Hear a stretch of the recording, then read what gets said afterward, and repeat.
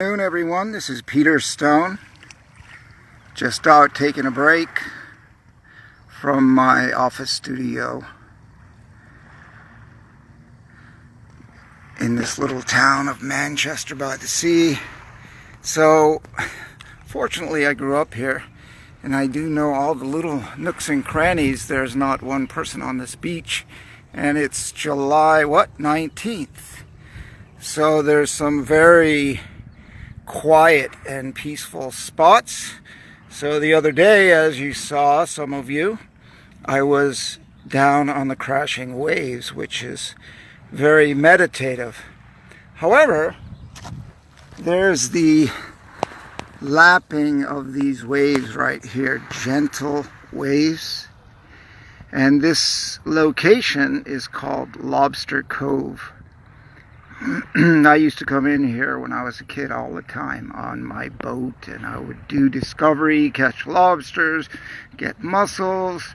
I wasn't eating seaweed then, but on my bike ride, when I went up, there's a hill in front of that house, and outside of their gate it's full of rose hips. And rosehip flowers, for those of you that aren't aware, are rose water when you go to Whole Foods or you go to a cosmetic place. I don't know what they do to those rose flowers, but I do know what I do with these rose flowers. And these rose flowers, I'm eating them. I'm just picking them right off the flower. Some of them haven't come out, most of them have, and the fruits, which are rose hips fruits, you can make tea out of, and you can just eat them. They're huge this year because there was so much rain. Last year they didn't come out until October. Really, well, there was no rain. So I used to feed the bees on my back porch. I would actually take a plate. I'd be eating, they would come and land on my toast whenever I had it with the jam. And then I just thought, well, let them have their own plate. So I created a couple of plates and I put some jam on it for them. And they ate happily, I ate happily, and we were all one with nature. So when I drive through this town, and I didn't know, I have a place in Nahant, and I'm coming here for summer and productivity, and it's just like, as you can see, this goes out to open ocean. That's what I'm looking at out there. So there's a beautiful... I think I'm back. So I moved around a little bit, but as you can see, this is kind of a... today it's very calm. It's just gorgeous.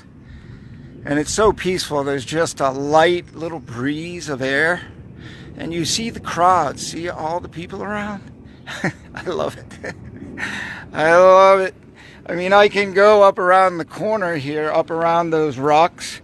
I ride my jet ski out here a lot, but because I'm in the mode of productivity, I have to give up my jet ski. It's a gorgeous day to be out there, probably whale watching from my jet ski, but I have productivity. I have a project this Friday, and so I'm going for it.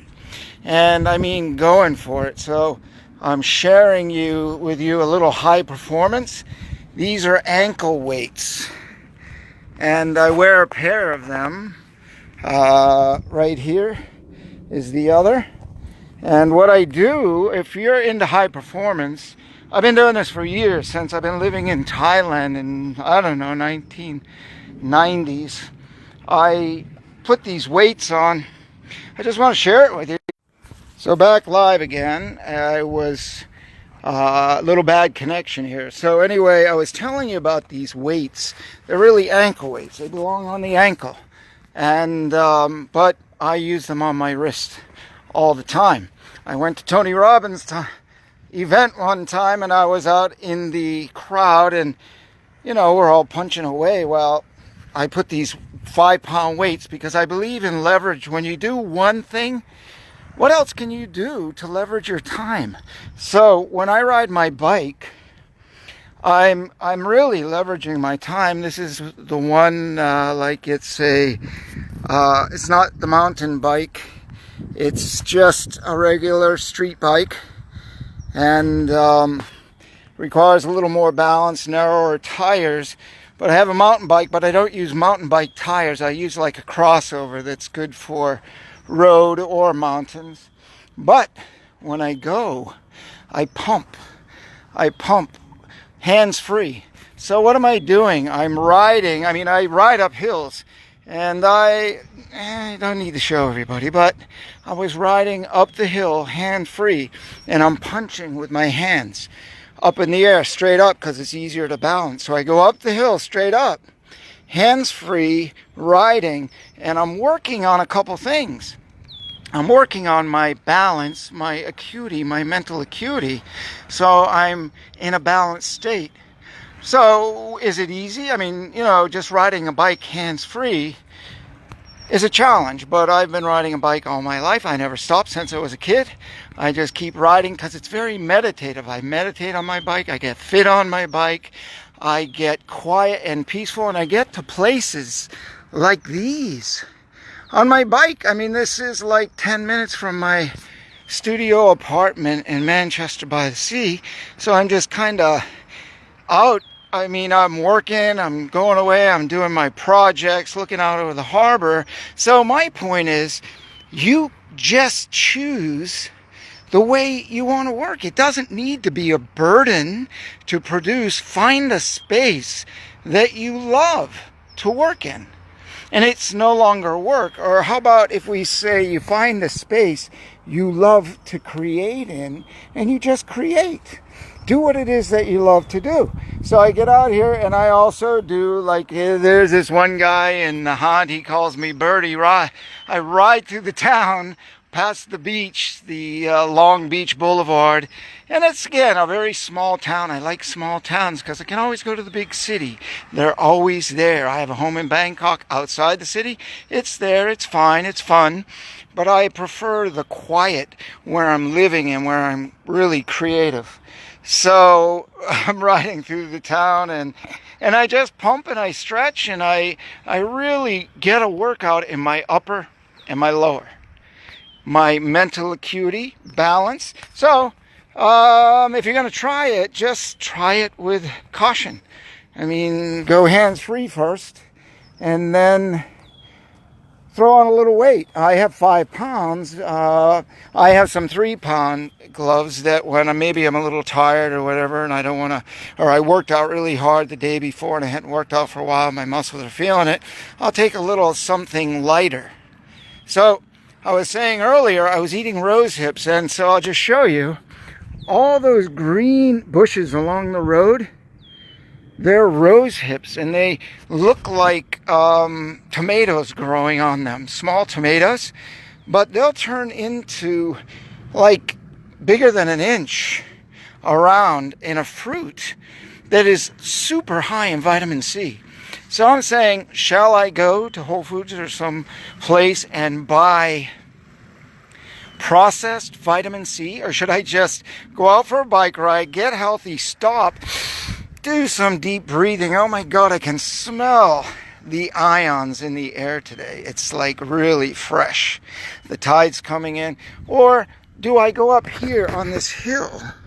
I'm just driving by and pick this fruit. I mean, I bring a bag, and when they're ripe, and I fill up almost a gallon bag with this fruit, take it home, cut it up. Sometimes I just sit there, and you need something like a little small spoon to scoop out the insides, the seeds, because they've got little hairs in them, but the outside is delicious. So if you live anywhere, maybe in New England, I don't know what's in California, but they're all over New England, all the islands, all the streets. You see these pink and pinkish flowers, some white flowers, and underneath them is all this fruit. But you can eat the flowers, make rose water, eat the fruit, get all the vitamin C you want, and then, look, weed. This stuff is delicious because this is in the cove and it's blowing all the things from the sea, whatever is coming from the boats by. I wouldn't eat from here, But I go to places like way out on the islands with my jet ski. I pull up, I carry a knife in my glove compartment. I just cut it and start munching. There's nutrients that you just can't find anywhere else that are in the sea and that are depleted on the earth. And there, down there, I can see it, that reddish is Irish moss, and that green, when I was a kid they called it sea lettuce. I'm sure they still do, but I've come to find out that that is the seaweed that they wrap sushi with. And it's all here in your backyard, or my backyard, but it's all of our backyard. Anybody can go to the ocean, and if you live in the middle of the country, you can hop on a plane for sometimes $69, who knows, but take advantage of the natural resources. Now, on top of all this, exercise, food, fresh air. Now, I'll just hop over here. I hope I don't lose you, but so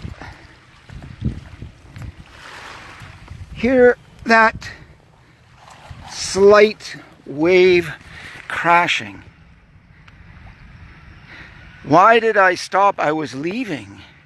After I ate my flowers, I was leaving, and I thought, nope, I'm listening to my gut. My gut said, stop, park the bike, carry the bike off the road, and go enjoy the moment, regardless of what you have to do. Because when you go to do what your tasks are, they will be much more enjoyable.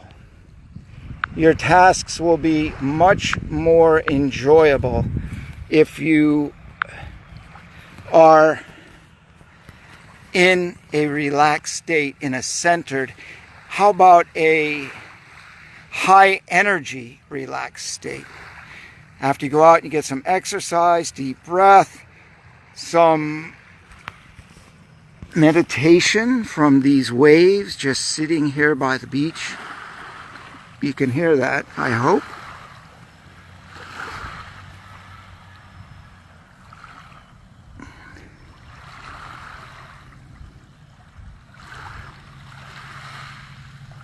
So the sea, I did a little bit of a meditation video called Water, the Tunnel of Timelessness. And I was just sitting in Thailand near my house where I go every morning in the park and do a little meditation. And there's a little waterfall, and there's these rocks, like these rocks, but not this big. And I sit right in the middle of where the water comes from, the higher level of this pond, and there are fountains shooting up water all around me. So I have like stereo water, and then the little waterfall next to me, and there's all kinds of life, like birds, and there's lizards and fish and all kinds of things, and these tropical plants. So my mind is racing, and I'm like, not really bad racing, but just running. My mind's running like our minds do, right? So we want to get into this meditative state, and we want to do it pretty quick. Of course, we're trying. Well, what happened to me, and what happens to me, and what happened to me the other day when I did my video about driving past the water. I opened my window, the wind was blowing, the waves were crashing on the rocks, but they weren't that big, but I could hear them. And I'm very sensitive to my hearing and my smell because I spent many years in the middle of the ocean where there is nothing. There's no cinemas, no advertisements, no radio, no TV, no nothing. But there is everything. Why? What's everything? What does everything mean? Everything means like you are totally connected with who you are, what you're doing, and with nature, and you like become one with.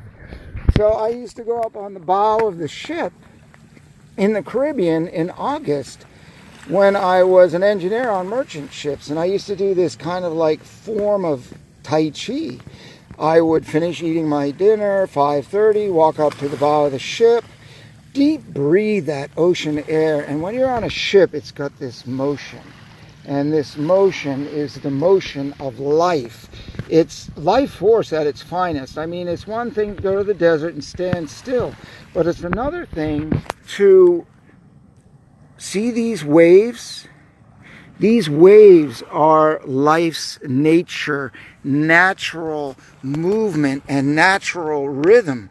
So when I was on the ship, you get that natural rhythm going all the time. It's like a massage of the mind, body, and spirit. It's amazing. So the water and I have this relationship. So when I was driving by the other day, boom, I went into this state of like, it just centered me and bring me in my center, because this area right here, I used to come here when I was 5, 6, 7, 8, 9, 10, 11 years old, and I'm still coming here. And my birthday is on this Friday. I've been coming here a long time. And I was born in 1953. But I'm feeling like it was 2013. 2003, whatever. Keep that youth and keep that life. But I've been always curious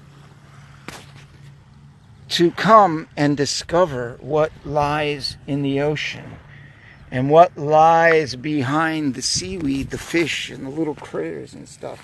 So anyway, back to the ocean. When I was working on the merchant ships, I would come out almost 6 o'clock at night, and I would go to the bow of the ship, and they have a forecastle. It's like a platform that you go down into the bow of the ship, and the ship's like 700 feet long. So I'm up on the bow, and I would watch the sunset and the stars rise.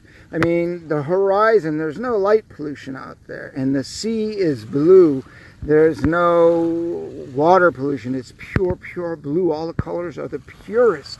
And the art is that, of the universe. The clouds are ever changing. And then there's lightning storms on the horizon. And it's just a beautiful, like, life's painting. Right? So you're in the middle of this, in the middle of the ocean. You have no land, nobody, no nothing but you and this motion on the front of this ship going at about 18, 20 miles an hour in the middle of the ocean. And I would start doing my own form of energy work. Kind of, I guess you could consider it a little bit of Tai Chi. So I would just do this energy work, and I would feel this energy. And the sun would set, the stars would come up, and I'm deep breathing, and I would get up there at 6 o'clock at night. Sometimes I wouldn't get back to my stateroom on the ship until 2 a.m. 1 a.m. I was so engaged in life, in being at one with. I was so connected, and I feel so connected right here. Just listening to this ever slight wave washing on the sand next to me is like getting a massage of the mind. And I don't know, it's through practice. Maybe you do this too, and I hope you do, and I hope you can find this, because it just makes life a pleasure. And if you have it, I'm so happy because I love living in this space. And that's why I'm sharing all this with you, because it's so important to take this time regardless of the tasks in front of you. And when you take this time, the tasks in front of you are so great. Anyway, back to the ship, on the bow of the ship. A couple of times in night, maybe 12:30, 1 o'clock, I would be hanging over my head, over the very bow of the ship, and I would hold on, and I just watch the waves and watch the big bow of the ship going through the waves ever so gently and so swiftly and smoothly, but it was always moving, always moving. So the dolphins would show up, And it's like we would have this conversation, at least I felt we did. We had some kind of connection. They came up and kept me company 20 minutes, 30 minutes, maybe a little longer. And it always varied. But the centeredness and the allowing whatever it is to show up and be an experience really charges us in the day. We don't need the noise. I mean, it's good. I mean, sometimes I love the buzz of the city. I love the buzz of the city, and I love the buzz of the crowd and people, and I think I love people. But I also like to unplug, unwind. This is a pretty substantial rock here and over there. I mean, this is kind of an interesting beach rocks and crevices. You know, we never know what we'll find down in these crevices. All kinds of things, and fortunately there's no plastic here. This is really nice. I'm pleased. There is a group of people called Four Oceans, and I would ask that you support them however you can. They're really gaining ground in the world, and they're going out, and I think it started in Asia, and they are cleaning up truckloads, tons and tons and tons of plastic for us all. And I am so grateful. I'm a proponent of not using plastic. I use it, and I am very